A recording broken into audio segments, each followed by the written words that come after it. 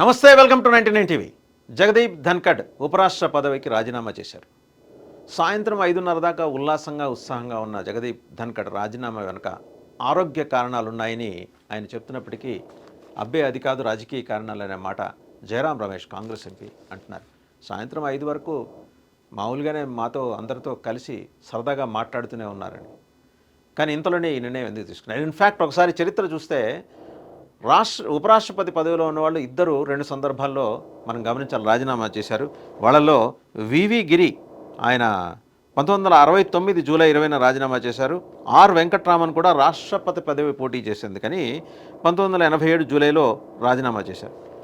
But this case is different. Dhankhar ఏంటంటే మొన్న మధ్య ఎయిమ్స్లో ఈ కార్డియాక్ రిలేటెడ్ ఇష్యూస్ మీద సర్జరీ కూడా చేయించుకున్నారు. ఆ కారణం ఆయన చూపిస్తున్నారు. రాజ్యాంగంలోని ఒక స్పెసిఫిక్ అధికరణాన్ని ఉటంకిస్తూ రాష్ట్రపతికి ఆయన తన రాజీనామా లేఖను సమర్పించారు. 2027 ఆగస్టు వరకు ఆయనకి పదవీ కాలం ఉంది, కానీ వచ్చే ఏడాది ఆయనకి 75 ఏళ్ళు పూర్తి కాబోతుంది.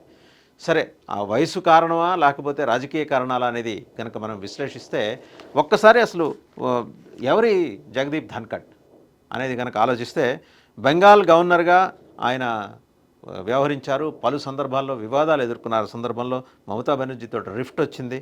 89లో 1989లో ఆయన రాజస్థాన్ నుంచి జనతాదళ్ అభ్యర్థిగా పార్లమెంటుకు ఎన్నికయ్యారు.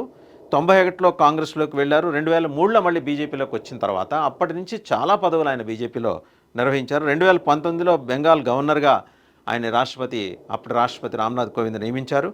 మమతా గవర్నమెంట్ తోటి బోల్డంత ఘర్షణ, సోషల్ మీడియాలో పోస్టులు, వాట్నాట్ వివాదాలకి కేంద్ర బిందువుగా మారారు ఆయన. 2022 ఆగస్టులో భారత 14వ ఉపరాష్ట్రపతిగా, వెంకయ్యనాయుడు గారి తర్వాత ఈయనే ఉపరాష్ట్రపతి. న్యాయ వ్యవస్థ తీరుతెన్నుల మీద చాలా సందర్భాల్లో ఈయన ఆగ్రహం వ్యక్తం చేశారు. అది కొంచెం ఇబ్బందికరంగానే మారింది. 2022 ఎన్డీఏ కూటమి ఆయన ఉపరాష్ట్రపతి అభ్యర్థిగా రంగంలోకి దించడంతో గవర్నర్ పదవికి 2022 జూలై 15 ఆయన రాజీనామా చేశారు. విపక్ష కూటమి ఉమ్మడి అభ్యర్థి మార్గరెట్ ఆల్వా మీద భారీ మెజారిటీతో, అంటే అరౌండ్ 74.37% తోటి ఆయన గెలిచారు.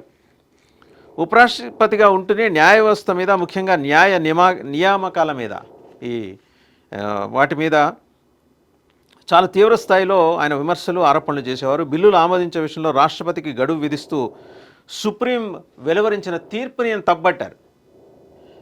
అలాగే జస్టిస్ యశ్వంత్ వర్మ ఇంటి ప్రాంగణంలో స్టోర్ రూమ్లో నోట్ల కట్టలు దొరికినప్పుడు ఆయనపై ఎఫ్ఐఆర్ ఎందుకు నమోదు చేయలేదంటూ నిలదీశారు.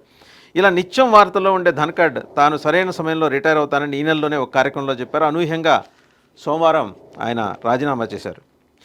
సో ఇది ధన్కడ్. ఇప్పుడు అసలు విషయంలోకి వస్తే ఈయన రాజీనామా చేశారా, బీజేపీ చేయించిందా? బీజేపీలో సిస్టమ్ ఎలా ఉంటుందంటే అండి, బయటకి చాలా డెమోక్రటిక్గా కనిపిస్తూ ఉంటారు, కానీ విధానపరమైన నిర్ణయాలు వచ్చేప్పుడు ఎంతటి వారు ఆ లైన్ క్రాస్ చేసినా బీజేపీ ఉపేక్షించదు. ఆర్ఎస్ఎస్ అస్సలు సహించదు. ఒక లైన్ చెప్పారు, అప్పటికీ he was given enough time. చాలా సందర్భాల్లో ఆయన న్యాయ వ్యవస్థ మీద, జస్టిస్ వర్మ వ్యవహారంలోనూ పదే మాట్లాడుతున్నప్పుడు కూడా ఆయన్ని సున్నితంగా ఆర్ఎస్ఎస్ పెద్దలు చెప్పి చూశారు. ఆయన ఏంటంటే వాళ్ళు వీళ్ళు అని తేడా లేదు, అవసరమైతే సొంత పార్టీ వాళ్ళని కూడా ఏకిపారేస్తారు, అలా ఉంది. సో అటు విపక్షం నుంచి ఇటు స్వపక్షం నుంచి కూడా ఆయన స్వపక్షంలో విపక్షంలో వాళ్ళకి అప్పుడప్పుడు వాళ్ళ పక్షమేమో అనే అనుమానం, నమ్మకం కలిగేలాగా వ్యవహరిస్తూ వచ్చేవారు. సో బట్ సుదీర్ఘమైన రాజకీయ అనుభవం, న్యాయవాది, గట్టి పట్టున్నవారు వివిధ అంశాల మీద, బట్ తొందరపాటు మనస్తత్వం ఉన్నవారని చెప్పేసి ఒక విమర్శ అయితే ఆయన మీద ఉంది. అఫ్కోర్స్ అది ఆయన వ్యక్తిత్వం. ఇంకా పదవీ కాలం ఉండగానే ఆయన రాజీనామా చేయటం ఏంటి అనేది ఇప్పుడు మరి బీజేపీ వర్గాల్లో పెద్ద చర్చ. తమాషా ఏంటంటే కాంగ్రెస్ సభ్యులు అడుగుతున్నారు, మీరు ఆలోచించుకోండి ఈ నిర్ణయాన్ని. బీజేపీ అసలు అటువంటి ప్రయత్నం కూడా చేయాల. ఎందుకంటే ఆయన బీఎస్సీ మీటింగ్ పెడితే బీఎస్సీ మీటింగ్కి ఇద్దరు సీనియర్ బీజేపీ లీడర్స్ గైర్హాజరవటం ఆయనకి కొంచెం మనస్తాపం కలిగించింది అనేది బయటకు వస్తున్న కారణం. బట్ లేదు, బీజేపీ బాసెస్ తోటి ఆయనకి డిఫరెన్సెస్ పెరిగినాయి. ఈ క్రమంలో అక్కడ కొనసాగటంలో అర్థం లేదని ఆయన భావించి ఈ రకమైన నిర్ణయం తీసుకొని ఉంటారని చెప్పేసి అంటున్నారు. అండ్ రెండో అంశం, బీజేపీ పెద్దలు ఎవరు కూడా ఇంతవరకు ఆయన్ని సంప్రదించలేదు. అండ్ ప్రత్యామ్నాయంగా ఉపరాష్ట్రపతిగా ఎవరిని నియమించాలి అనే ఆలోచన మీద అయితే బీజేపీ పెద్దలు ఉన్నారు.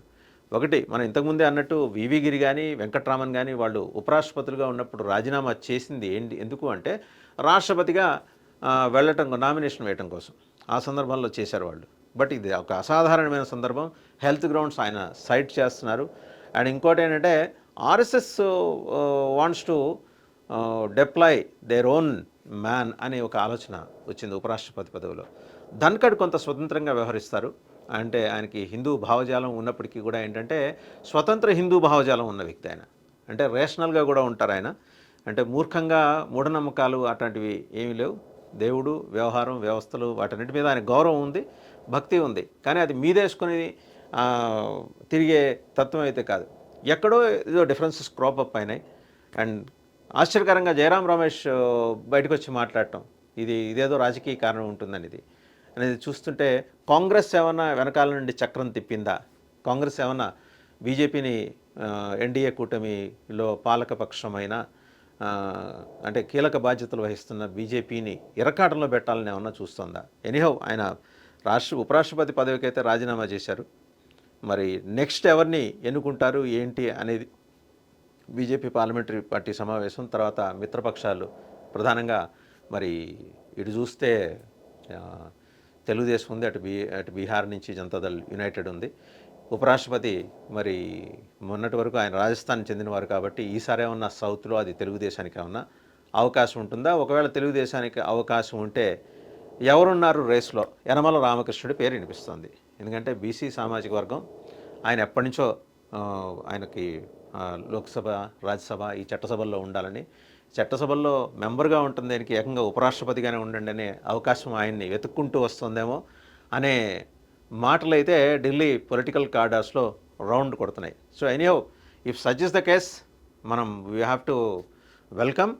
ఇద్దరు తెలుగు ప్రముఖులు అశోక్ గజపతిరాజు గారు గోవా గవర్నర్గా నియమితులయ్యారు.